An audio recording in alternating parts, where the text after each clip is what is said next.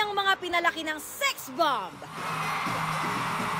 Napa-throwback ang fans sa muling pagsasama-sama on stage ng iconic girl group. Walang kupas ang paghataw ni Rochelle, Jopay, Ira, Mia, Yvette, Monique, Weng, Sunshine, Cheche at Aifa. Inawit din nila ang ilan sa kanilang pinasikat na kanta.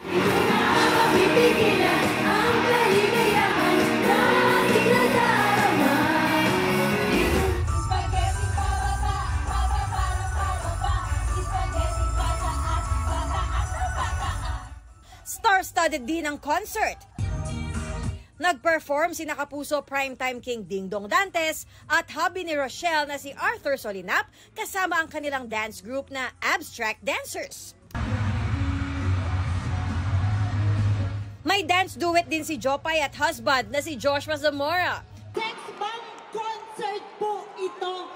Umeksena rin ang Sex Balls, ang parody group ng Bubble Gang ni Michael V, Ogie Alcacid, Wendell Ramos at Antonio Aquitania. Pero heto ang talagang showdown. Sex Bomb versus EB Babes, ang girl group na sumunod sa kanilang yapak noong 2000s. May emotional moment din ng girls kasama ang kanilang dating manager at mentor na si Joy Cancio. Kaya naging very emotional kami on stage kasi yung wala nga kaming closure talaga eh. Bigla lang kami nawala para sa mga fans. Para sa kanila to, hindi lang para sa amin.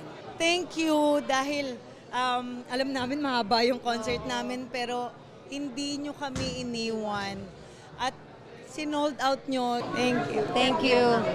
Get out!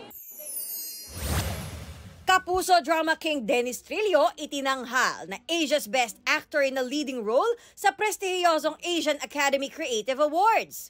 Para yan sa kanyang natatanging pagganap sa award-winning film ng GMA Pictures na Green Bones. Bigatin ang ilang mga dinaig niya sa Asia, ang mga kilalang international actor na sina Jacob Elordi at Park Bo-gum. Sarap sa pakiramdam na pagkatapos ng isang taon, marami pa rin nakakapansin dun sa mga trabahong ginawa namin. Yun yung nakakatuwa kasi alam yun, parang nabe-break na natin yung barrier at nakalagpas tayo dun sa ibang entablado na alam mo yun, mas marami yung nakaka-appreciate hindi lang mga Pilipino kundi pati yung mga ibang lahi.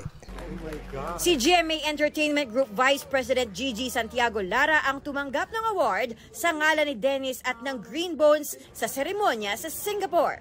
Athena Imperial nagbabalita para sa GMA Integrated News.